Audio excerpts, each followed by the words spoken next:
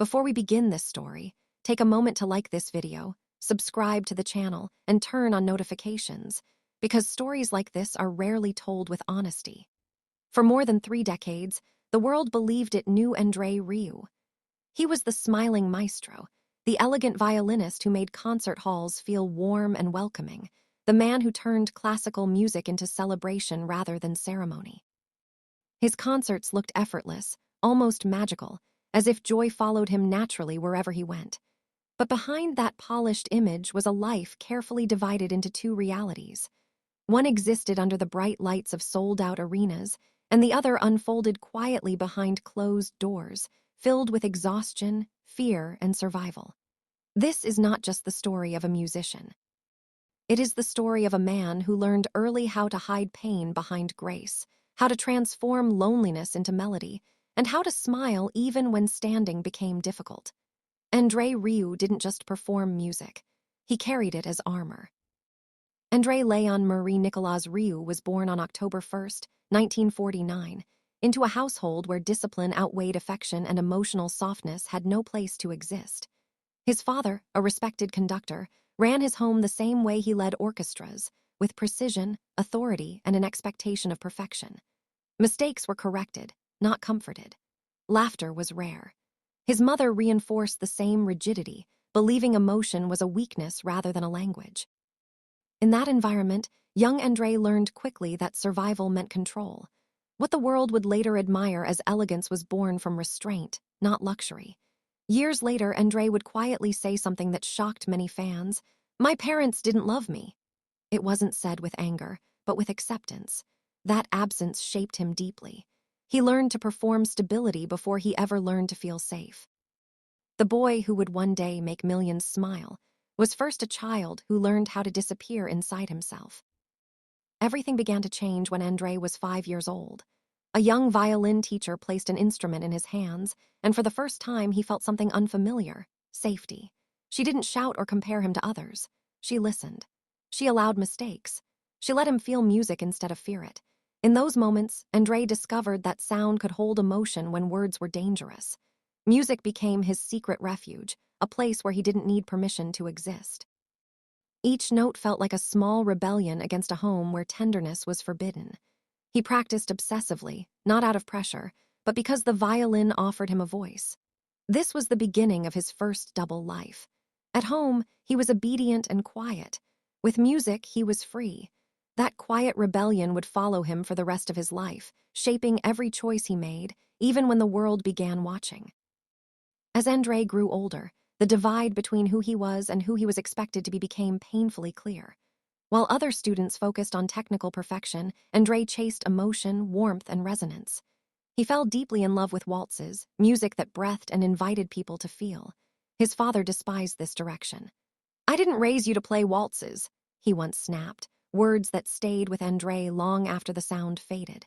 The rejection wasn't just musical, it was personal. When André brought home Marjorie, the woman who truly understood him, the conflict exploded. His mother ordered her to leave the house immediately. That night, André walked out and never returned. It was a defining moment. The applause he would later receive could never fully replace the silence of that goodbye. From that point on, André lived as 2 people: the composed performer the world would admire, and the wounded son who learned that love sometimes comes with conditions. In the 1970s, André entered the rigid world of European conservatories, where tradition was sacred and emotion was often dismissed. In Brussels, professors worshipped technique and scorned expression. Waltzes were treated as decorative nonsense, not serious art.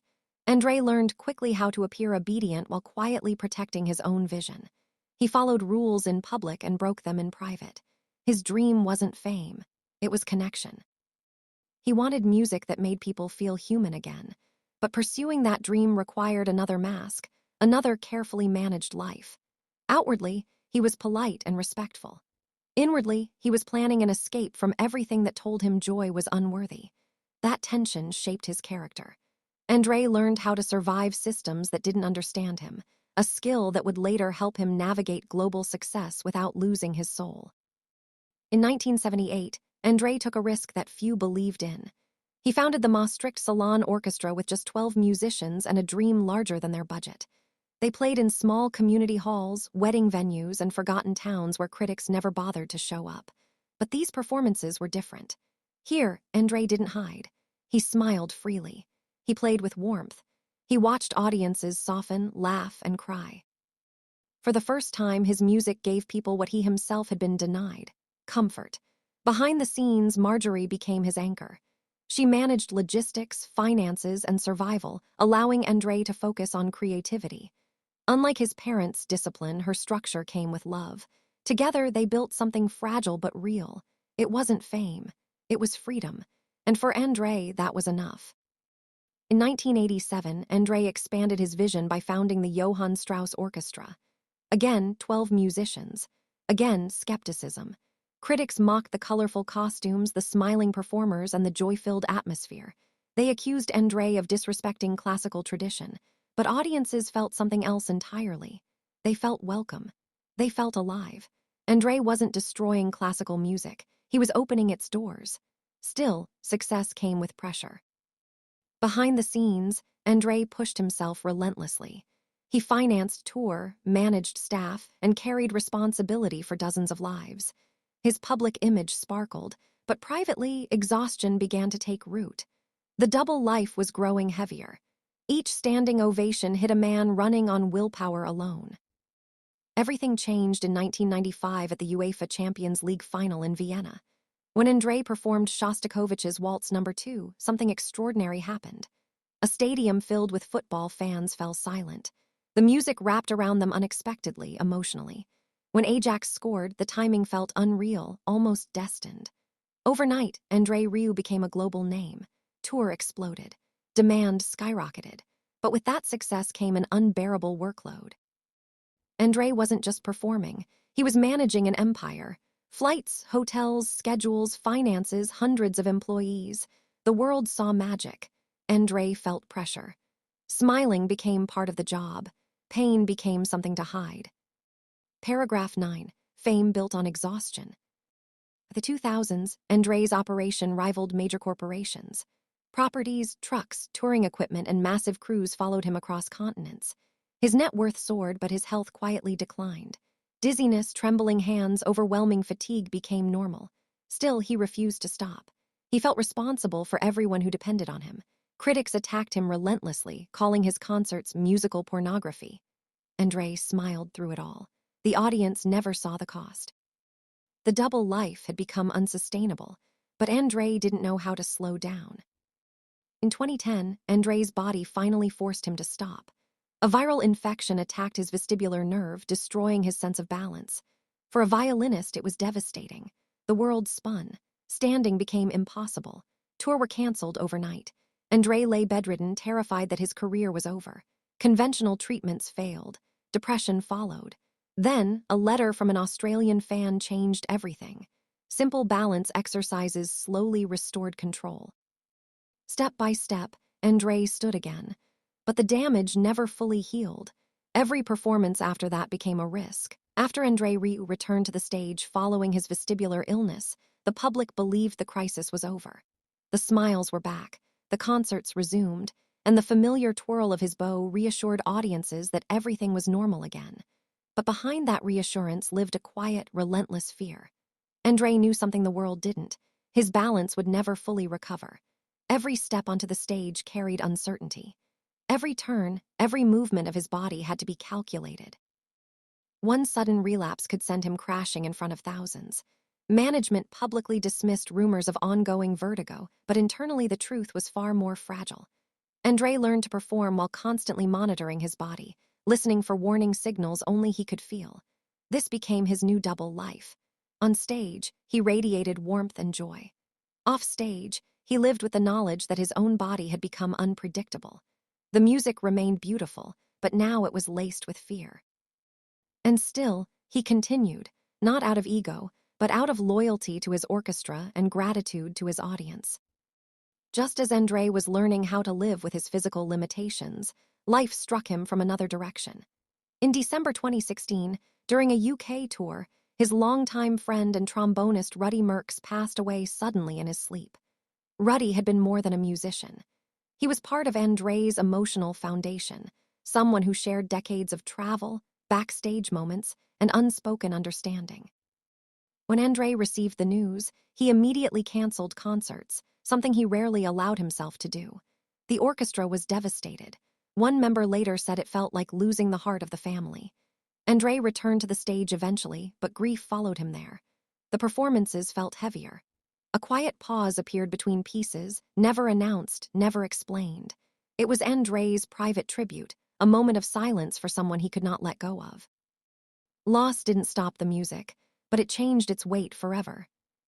In 2019, André was touring intensely again, pushing himself as if time had never caught up to him. But in March 2024, during a 6-concert run in Mexico City, everything unraveled. The altitude, long flights, exhaustion, and a severe flu combined into a perfect storm. Backstage, André struggled to breathe. His body trembled. His thoughts blurred. After the second concert, he called Marjorie and said quietly, "I never want a first concert day like this again." 4 concerts were canceled. Over 40,000 fans were disappointed and angry. The orchestra was sent home mid-tour. But for André, this wasn't just a professional setback. It was a warning he could no longer ignore. For the first time, continuing at the same pace felt genuinely dangerous. The double life he had managed for decades was collapsing under its own weight. After Mexico, a shift occurred that would redefine André's future. His son Pierre, once a quiet presence behind the scenes, stepped into a role far greater than tour management. He became his father's protector. Pierre rewrote schedules, reduced travel, and enforced rest with unwavering discipline. Europe-only performances replaced world-spanning tour. Medical supervision became mandatory. Even encore lengths were controlled. André sometimes resisted, longing for the pace that once defined him. But Pierre never wavered. He had seen his father collapse. He had heard the fear in his voice. This wasn't control. It was survival. By 2025, André's concerts were carefully designed around preservation. The audience still saw magic. Behind the curtain, every detail was monitored. For the first time in his life, André allowed someone else to decide when enough was enough. Today, at 75, André Rieu continues to perform, but every note carries deeper meaning. The man who once lived on airplanes now moves deliberately. His home has become a sanctuary rather than a trophy. He practices quietly, sometimes for hours, sometimes just holding the violin like an old friend. Music still lives in him, even as his body demands limits. In private conversations, one question lingers between André and Pierre. Is there room for one final world tour?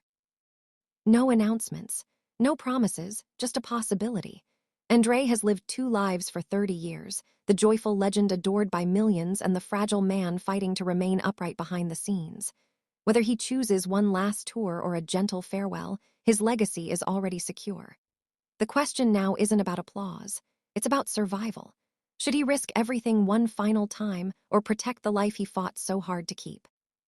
Tell us what you think in the comments, and don't forget to like and subscribe for more untold stories.